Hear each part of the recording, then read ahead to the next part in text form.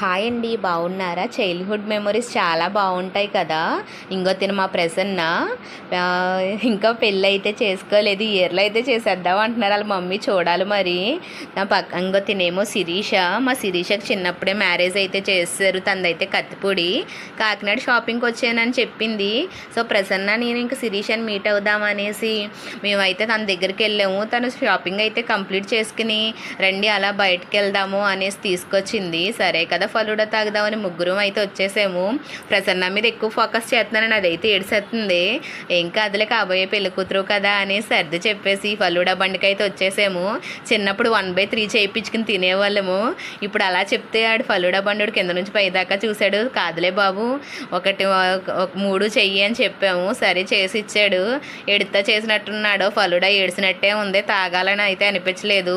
కొంచెం తాగి పక్కన అయితే పెట్టేసాము. Bye bye.